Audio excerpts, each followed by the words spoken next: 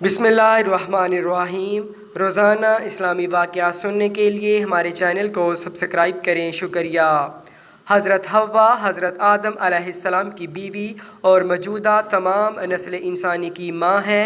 अल्लाह ताला ने इन्हें हज़रत आदम अलैहिस्सलाम की बाईं पसली से तख्लीक किया, क्योंकि वो ज़िंदा आदमी से बनाई गई, इसीलिए हव्वा नाम रखा गया।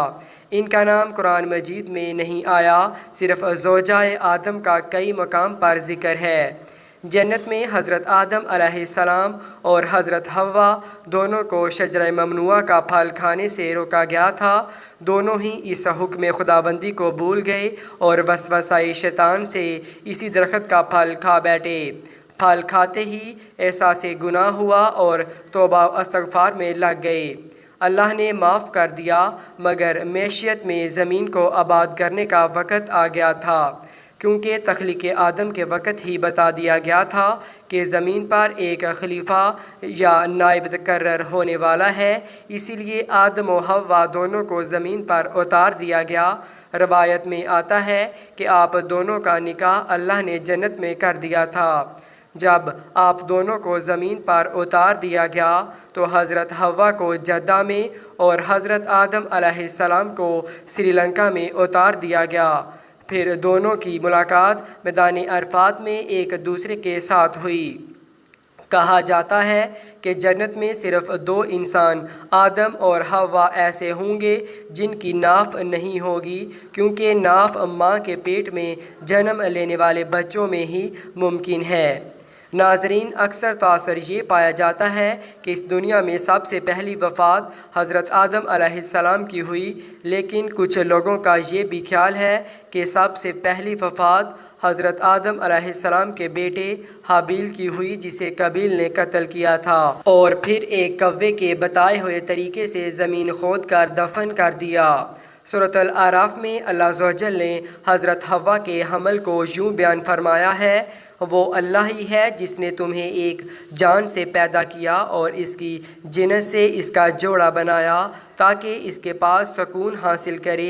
जब हज़रत आदम अलैहिस्सलाम ने हज़रत हव्वा अलैहिस्सलाम को ढांप लिया तो उसे खफीफ यानी हल्का सा हमल रह गया, जिसे लिए वो चलती फिरती रही। फिर जब वो बोझल हो गई तो दोनों ने मिलकर अपने रब से दुआ की कि अगर तूने हमको अच्छा सा बच्चा दिया तो हम तेरे शुक्रगुज़ार होंगे।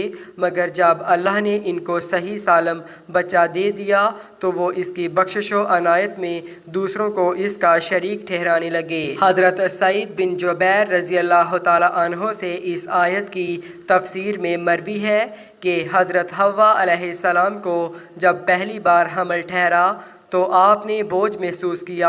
ये ज़मीन पर आने के बाद पहली बार था कि आप अलैहिस्सलाम का पेट भी यूँ हमल की वजह से बाहर निकल रहा था, जिसका बोझ और तकलीफ़ आप अलैहिस्सलाम को चलते फिरते महसूस होती थी। इसी हालत में एक दिन सोई तो ख्वाब में शैतान नज़र आया। कहने लगा कि तुम्हारे पेट में क्या है? आप अलैहिस्सलाम ने कहा, मुझे क्या मालूम क्या है। इसने फिर पूछा, ये कहाँ से निकलेगा, नाक से या कान से?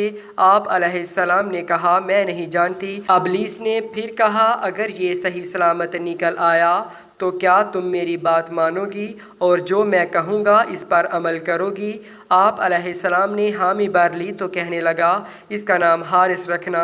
इसकी वजह आपने ये बयान की है कि हारिस इब्लीसुल ऐन का नाम था, यानी वो हज़रत आदम अलैहिस्सलाम की पहली औलाद को अपने नाम के साथ मंसूब करना चाहता था। हज़रत हव्वा अलैहिस्सलाम ने हामी भर ली और सुबह तमाम वाक़या हज़रत आदम अलैहिस्सलाम को गोश गुजार कर दिया। हज़रत आदम अलैहिस्सलाम ने तमाम वाक़या के बाद फरमाया, वो शैतान था, इसे बच कर रहना, वो हमारा खुला दुश्मन है जिसने हमें जन्नत से निकलवाया था। शैतान एक बार फिर हज़रत हव्वा अलैहिस्सलाम के पास आया और इसी बात पर आमादा किया। हज़रत हव्वा अलैहिस्सलाम ने फिर हामी भर ली, लिहाजा जब हमल मुकम्मल हो गया और अल्लाह ताला ने सलामती के साथ बच्चे को पेट से निकाल दिया तो हज़रत हव्वा अलैहिस्सलाम ने वादे के मुताबिक बच्चे का नाम हारिस रख दिया। इब्ने जरैर तरबी लिखते हैं कि ये वो वाक़या है जिसका ज़िक्र अल्लाह पाक ने सूरतुल आराफ में फ़रमाया है। इसी वाक़या की तरफ एक और रवायत हज़रत इब्न अब्बास रज़ी अल्लाह ताला अन्हो की तरफ मंसूब की जाती है। आप फरमाते हैं, हज़रत आदम अलैहिस्सलाम से हज़रत हव्वा अलैहिस्सलाम को जो औलाद होती अल्लाह ताला का अहद करार दिया जाता और इनके नाम अब्दुल्ला और अबैदुल्ला वगैरह रखे जाते हैं, लेकिन इनकी वफ़ात बहुत जल्द हो जाती। इब्लीसुल ऐन इन दोनों के पास आया और कहा, अगर तू इन बच्चों के नाम इन नामों के अलावा और रखो जो अकल रखते हूँ तो ये ज़िंदा रहेंगे। इसके बाद इनके यहाँ लड़का पैदा हुआ तो उन्होंने इसका नाम शैतान के बताए हुए तरीके से अल हारिस रखा। एक और रवायत में रसूलुल्लाह सल्लल्लाहु अलैहि वसल्लम ने फरमाया, हज़रत हव्वा का कोई फ़र्ज़ांद ज़िंदा नहीं रहता था।